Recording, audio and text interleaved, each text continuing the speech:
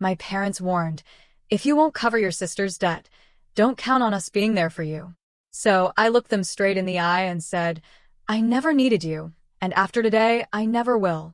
I'm a 30-year-old man now, and I've been on my own since I turned 18. Can you imagine your own parents looking you dead in the eye and telling you, if you don't pay your sister's massive debt, don't expect us to ever be there for you again? It was a moment that could have broken me, but instead, I stared right back and told them, I've never needed you, and after this, I never will. I'm a 30-year-old man now, and when I say I've been on my own since I was 18, I mean it. Not just financially, but emotionally, spiritually, everything. My parents, let's just say they wouldn't win any Parent of the Year awards. Or sibling support group leader either, for that matter. From as early as I can remember, there was this unspoken rule, this toxic dynamic that shaped my entire childhood. My younger sister, Anna, could do no wrong. She was the sensitive one, the one who needed extra understanding. Meanwhile, I was the strong one, expected to be responsible, to set a better example. Anna would mess up constantly, and it was always brushed under the rug. She's just sensitive. My mom would coo, or she'll learn eventually. Which, to me, always translated to, let's pretend this never happened and hope the problem magically disappears. But if I so much as stumbled, the sky fell. Why aren't you trying harder, Paul? You need to set a better example for your sister. It was maddening. I could bring home a report card overflowing with A's, and they'd inevitably ask, why didn't you get an A+ in math? Meanwhile, Anna, barely scraping by, would get a hug, and at least you're doing your best, sweetie. That utterly frustrating dynamic didn't just vanish when we grew up. Oh no, it mutated. It got worse. Anna stayed under my parents' roof well into her mid-20s, bouncing from one failed job to the next, always finding some elaborate excuse for why it wasn't her fault. And where was I? Out there, working 2 part-time jobs just to pay my way through college, figuring out how to juggle rent, bills, tuition, all on my own. Not once did my parents offer to help me. And I didn't expect them to, honestly.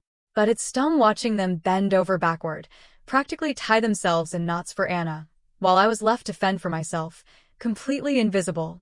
Fast forward 6 months ago. My phone rings. It's Mom. My gut instantly tightens. You need to understand something. My mom doesn't call just to chat. She doesn't call to check in, to say, I love you. When she calls, it's because she needs something. You know the kind of call, right? The one that starts with this overly sweet, sickeningly casual small talk, like they're trying to butter you up before dropping the real reason. That's exactly what happened. How's work, Paul? Are you still at that company? Have you been eating well? It was so out of character, so fake, I knew something huge was coming. My mom doesn't care if I'm eating. She doesn't even really know what I do, beyond something with computers. The whole conversation felt like a badly rehearsed play. Then she hit me with it. Anna's in trouble. I wasn't surprised. Anna was always in trouble. But I wasn't ready for this.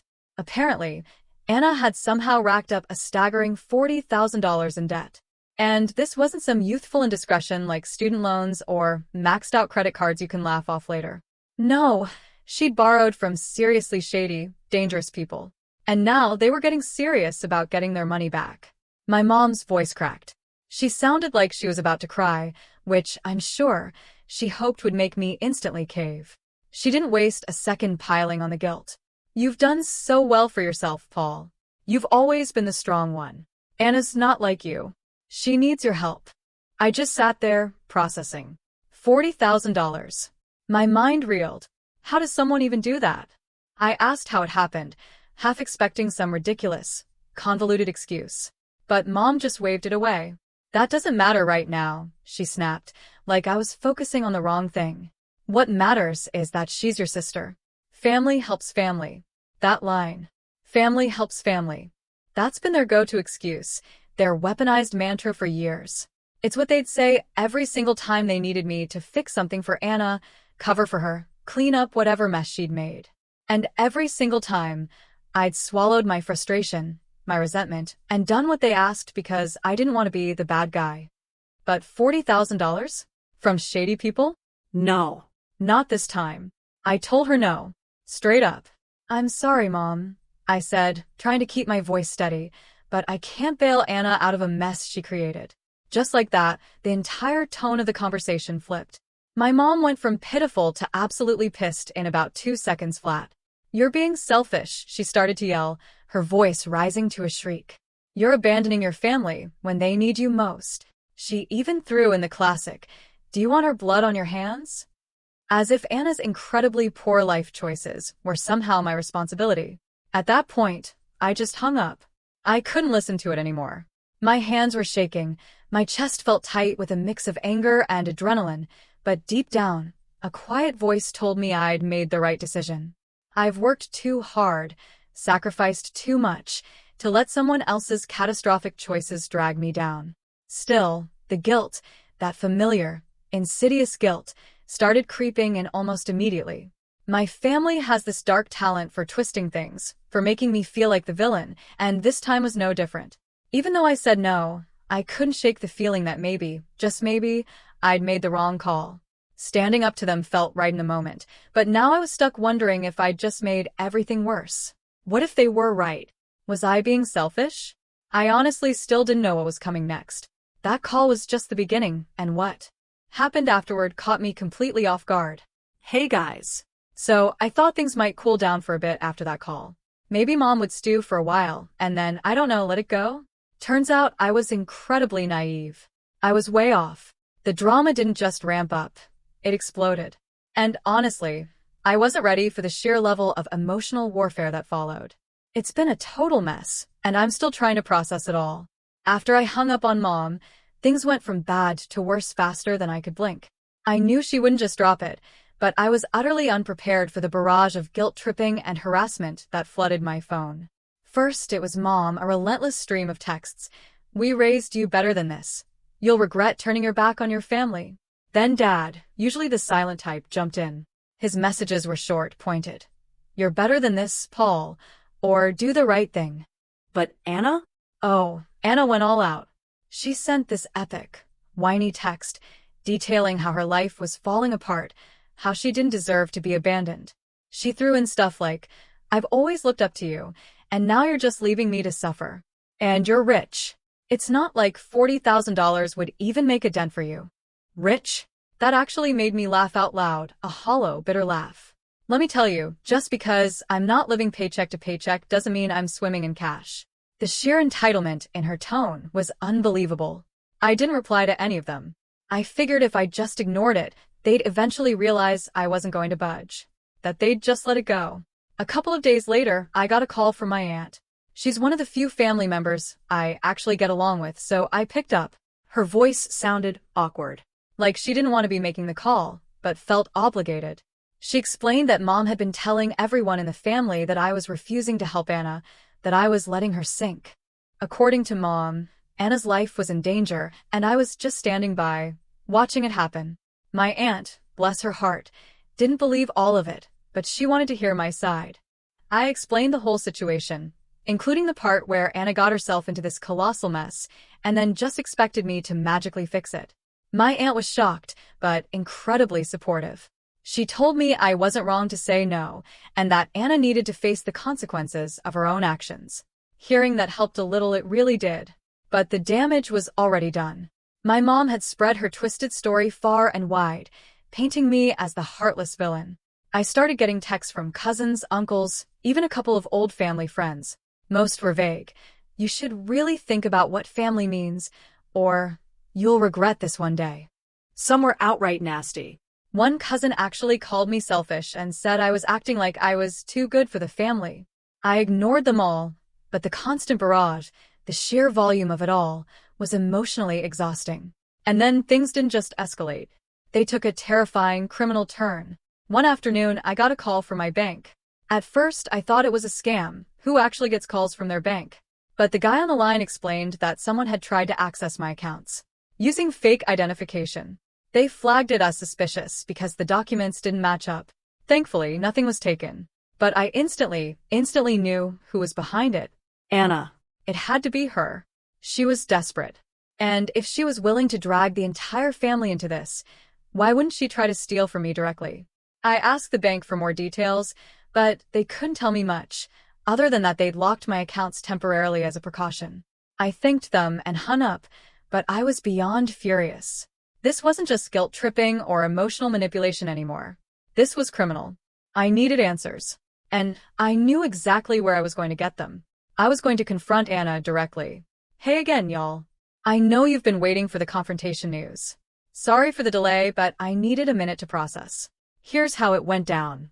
After that call from the bank, I was still absolutely fuming when I pulled up to Anna's apartment later that evening. I hadn't told her I was coming, and honestly, I wasn't even sure what I was going to say. All I knew was that I needed to look her in the eye and hear her admit what she'd done. Maybe a small, naive part of me hoped she'd deny it. Give me some sliver of a reason to believe my sister wasn't the type of person who'd stoop this low. When she opened the door, she looked surprised to see me, but not in a "what are you doing here" kind of way. It was more like she'd been expecting me to show up eventually. She was wearing sweats, her hair a mess, like she'd just rolled out of bed. Not that I cared about her appearance, but it just added to the whole "I don't have my life together" vibe she constantly projected.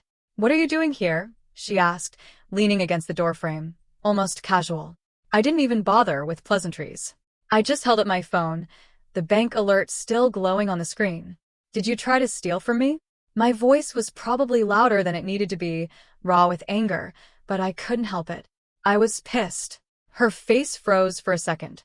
I thought, here it comes. The lie. The denial. But no. Instead, she actually rolled her eyes like I was overreacting. "Oh, come on," she scoffed. "You weren't going to help me. So what choice did I have? What choice did you have?" I stared at her, dumbfounded. "Do you even hear yourself, Anna? You tried to steal from me because I wouldn't bail you out of your own mess. That's not just wrong, Anna.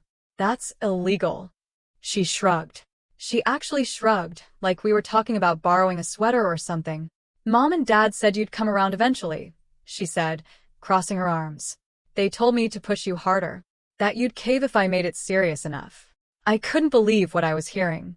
My jaw dropped. "You've got to be kidding me," I said, shaking my head. "They encouraged you to do this? To commit fraud? Do you even realize how insane that sounds?" "They didn't tell me to commit fraud," she retorted defensively. "They just said you wouldn't let me sink if you thought I was really in trouble. And guess what?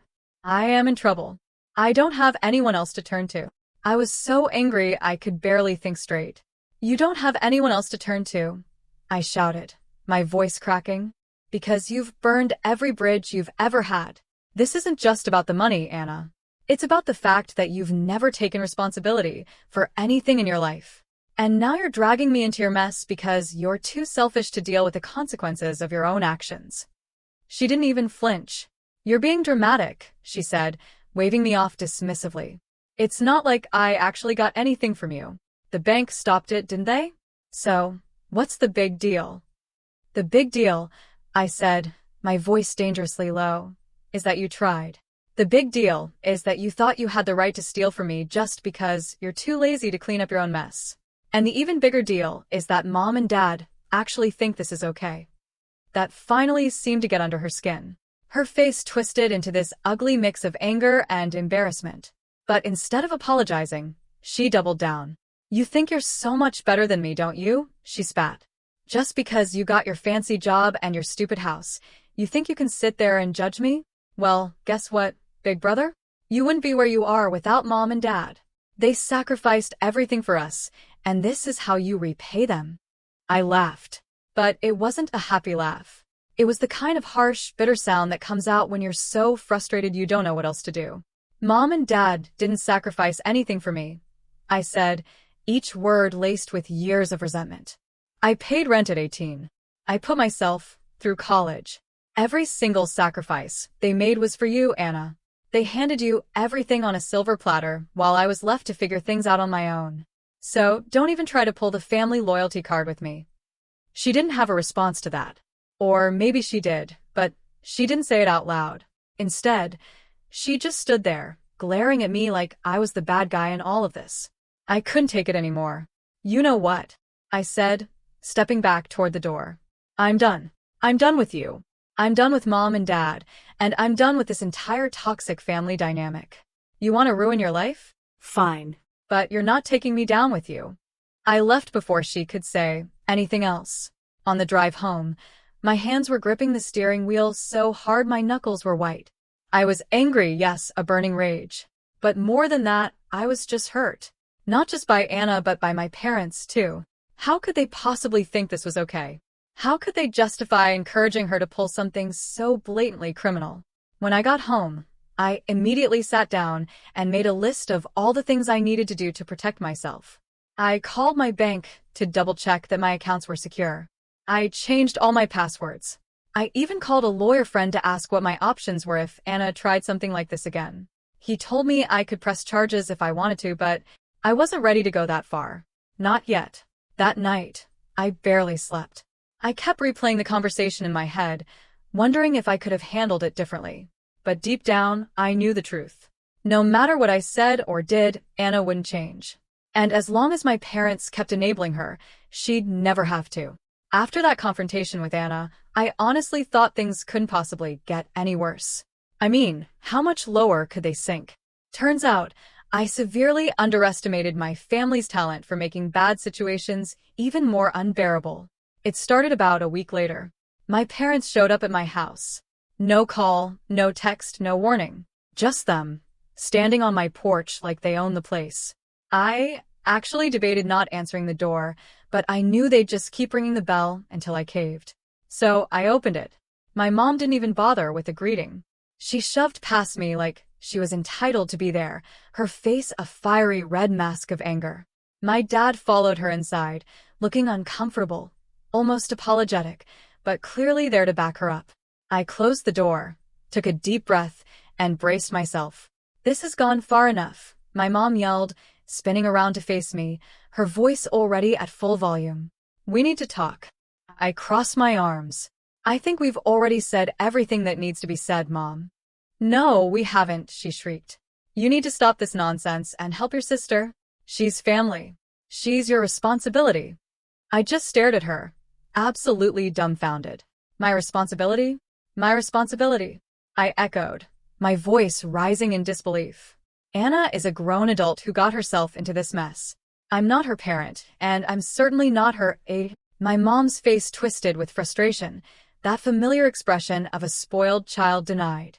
"Do you think we like asking you for help?" she spat. "Do you think this is easy for us? This is about family loyalty, Paul. You don't just abandon your family when things get tough." I laughed bitterly, a hollow, humorless sound. "Loyalty? You mean the loyalty you showed when you charged me rent at 18? Or when you made me pay for my own college while Anna got everything handed to her? Or how about when you let her screw up over and over again and just expected me to fix it? Yeah, no thanks." My dad finally spoke up, his voice low and serious, laced with that same old manipulative whine. "Do you think we've had an easy life raising 2 kids and trying to give you both the best we could? We sacrificed so much for you." "Stop." I cut him off, a sharp, hard edge to my voice. "Just stop. Every sacrifice you made was for Anna. Every single time something went wrong, you bent over backward to fix it for her, while I had to fend for myself. And you know what? That's fine. I don't need your help, and I never have. But don't you dare stand here and lecture me about loyalty when you've been enabling her bad behavior for years." My mom's face turned an even deeper shade of red, and I could practically see the steam coming out of her ears. "If you don't help her, you're going to regret it for the rest of your life," she hissed, her voice barely controlled. "Do you want her to end up on the streets? Do you want her blood on your hands?" And there it was. The same old guilt trip, the same tired manipulation she'd tried during that phone call months ago. My blood was boiling. "I'm not responsible for what happens to Anna," I declared, my voice firm, unwavering. "She made her choices. If she ends up on the streets, that's on her and on you for never teaching her how to be accountable for her actions." My mom was practically shaking with rage at this point. She actually took a step back, her eyes blazing. "Fine," she spat, the word dripping with venom. "If this is the kind of person you want to be, then don't expect us to be there for you when you need us." I laughed, but there was no humor in it. Just cold, hard finality. "I've never needed you," I said, looking them both dead in the eye. "And after this, I never will." For a moment, the room was absolutely silent. My dad looked like he wanted to say something, anything, but he didn't. My mom just glared at me, her chest heaving like she was about to explode. Then, without another word, she turned on her heel and stormed out. My dad followed her, pausing at the door to give me one last look. A mix of disappointment, confusion, and something else I couldn't quite place. Maybe regret. Then he left too. As soon as that door closed behind them, this overwhelming sense of relief washed over me. I didn't care about their approval anymore. I didn't care about their guilt trips or their twisted, toxic idea of family loyalty. I was done. But of course, they weren't. The very next day, I got an email from Mom. It was long, rambling, and full of the usual guilt-tripping nonsense. She accused me of being ungrateful and cruel, said I was abandoning my family in their time of need, and that I'd broken her heart. She even hinted that she and Dad might cut me out of their will, like that was supposed to scare me into submission. I didn't respond. What was the point? Then Anna started up again. Another dramatic text about how she was losing everything and how it was all my fault. She claimed she'd had to sell her car, was behind on rent, and was being harassed by her creditors. Honestly, I didn't feel bad. Not one bit. She dug her own hole. Now she had to deal with it. A few days later, though, I got something new. A letter in the mail. Not from my family, but from a lawyer. My parents were threatening to sue me. The letter claimed I had a moral obligation to support Anna and that I'd irreparably harmed the family by refusing to help. It was laughable, truly. I forwarded the letter to my own lawyer friend, who assured me it was complete garbage. They didn't have a leg to stand on, and nothing would come of it. But the sheer audacity, the fact that they even tried that was it for me. I was done. Done with Anna, done with my parents, done with the whole toxic family dynamic. I blocked their numbers, deleted them from social media, and told the few relatives I still spoke to that I wasn't interested in hearing anything about my parents or Anna. Most of them understood, though a couple tried the old, but they're your family routine. I shut that down real quick. Peace wasn't possible with people who saw me as nothing more than a safety net for Anna's bad decisions. I felt miserable, exhausted, and yet strangely free. Hello again. I promised a final update once I figured things out, and here it is. After sending that ridiculous lawyer's letter straight to the trash, though I did forward it to my own lawyer, just in case, I finally made a decision that had been creeping up on me for years. I was going no contact. Completely. Permanently. I'd been clinging to some small, fragile hope that my family might actually change. That they might wake up. But the lawyer stunt was undeniable proof. They weren't going to stop. If anything, they were doubling down on their toxic, manipulative behavior, and I simply wasn't going to let them drag me any further into their chaos. So I went full-on block mode.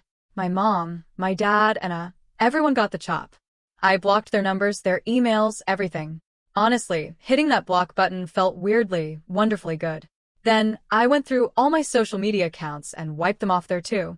No way was I leaving any doors open for them to sneak back in. I shot a quick text to the few family members I actually liked, mostly cousins, letting them know I was done with the family drama, and explicitly asking them not to play messenger for anyone. Most of them were cool about it, respected my decision. But, of course, a couple hit me with the whole, "But they're your family," guilt trip. My response was short, sweet, and firm. Being family doesn't mean you get to treat me like crap. The hardest part, strangely, was explaining the situation to a few mutual friends who knew my parents. Some of them couldn't believe what I was telling them. They literally couldn't wrap their heads around the fact that my parents and sister had tried to steal from me, guilt me, and then threatened to sue me. One friend even asked, "Are you sure there's not more to the story?" As if I'd somehow conveniently left out the part where this was all my fault. I felt a pang of frustration, but I let it go. The people who truly mattered, the ones who genuinely cared, believed me. And that was enough. The first week of no contact was tough. Not because I missed them, I honestly didn't, but because they didn't give up easily. Even with their numbers blocked, they found ways to get through. My mom started calling from unknown numbers, leaving these long, dramatic voicemails about how I was tearing the family apart. She'd say things like, "We just want to talk," or, "You're punishing us for trying to do the right thing." It was exhausting.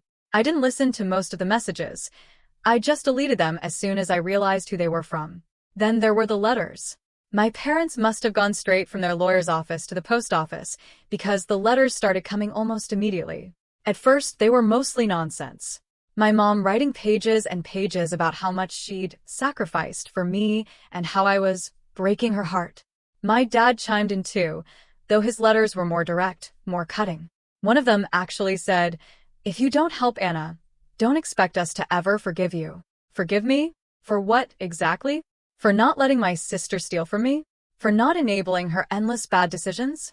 The sheer audacity of it all was almost funny, if it hadn't been so infuriating. By the second week, their messages went completely off the rails. My mom's letters turned desperate, almost unhinged, throwing out vague threats like, "You'll regret this one day, and you'll be sorry when it's too late." It was all guilt and doom, like she was desperately trying to scare me back into line. My dad, though, didn't hold back. His letters were straight-up venomous, calling me selfish, ungrateful, and arrogant. He ranted about how I'd forgotten where I came from and was betraying the people who made you who you are. It wasn't just guilt anymore. It felt like they were trying to break me, like they couldn't handle losing their grip on me. And then there was Anna. Oh, Anna didn't waste any time playing the victim. She sent me this long, handwritten letter, probably because she knew I'd blocked her email, saying how much I'd hurt her, how she couldn't believe I'd abandoned her in her time of need. She wrote stuff like, "You've always been my rock, and now you're just leaving me to drown. And I thought you cared about me, but clearly I was wrong." But I just couldn't believe her audacity. She ended the letter by asking for money again. Not $40,000 this time, just a small loan of $5,000 to help her get back on her feet. She even promised to pay me back as soon as things got better. I laughed so hard I nearly cried, like I was going to fall for that after everything she'd done. But then, my mom went full crazy mode. She showed up at my office. Yeah, she actually rolled up to my workplace unannounced. She stormed into the lobby, demanding to see me. And when the receptionist, bless her heart, wouldn't budge, Mom lost it. She started yelling, loud enough for the whole building to hear, calling me a horrible son, and screaming about how I was destroying the family. Security had to step in and physically escort her out. I stood there, watching the whole humiliating spectacle from the mezzanine, completely frozen. My coworkers didn't say a word, but their faces were pure shock. I wanted the ground to swallow me whole. That was it. I'd had enough. I wasn't just mad, I was done. That night, I contacted a family law attorney, not the lawyer friend I'd casually consulted earlier, but an actual professional. I laid out everything, the harassment, the entitlement, the sheer insanity. She listened, asked a few sharp, pointed questions, and then told me exactly what I needed to do. The very next day, we drafted a cease and desist letter. It went out to everyone, my mom, my dad, Anna, even their lawyer. It was crystal clear. Contact me again, and I will take legal action. No exceptions. I honestly didn't think they'd actually stop. But shockingly, it worked. My mom's call stopped. The nasty letters? Gone. Even Anna, queen of the guilt trip, went completely radio silent. Now, 6 months after cutting ties, life feels different. Quieter, lighter, and, honestly, better. It wasn't easy, not by a long shot, but choosing myself over the constant chaos and manipulation of my family was, without a doubt, the best decision I've ever made. Of course, not everyone gets it. A few relatives still hit me with the same tired line. But they're your family. You know what I say to that now? Family doesn't mean squat if they don't respect you.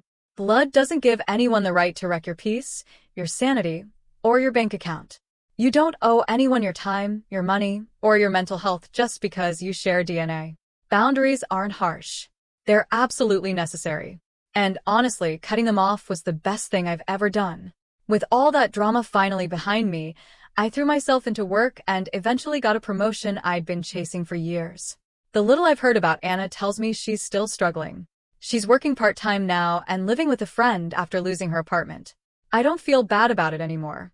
She made her bed. My parents are still spreading their twisted story to anyone who will listen, but fewer and fewer people are buying it these days. It's incredibly freeing not to care. I've also started reconnecting with people I'd lost touch with, friends, a few cousins, and I've even opened up to someone I'm dating now. They've been incredibly supportive, and for the first time, I feel like I'm surrounded by people who genuinely respect and care for me. To anyone out there dealing with a toxic family, I know how incredibly hard it is. It feels impossible sometimes. But I promise you, it gets better. Cutting them off felt like ripping off a band-aid, painful, raw, and terrifying in a moment. But the peace that followed, that feeling of reclaiming my life, it was worth every single painful moment. You owe it to yourself to choose peace. To choose you. Have you ever had to draw a line in the sand with your family, or even cut ties completely? I want to know your stories. How did you handle it? Let me know in the comments below.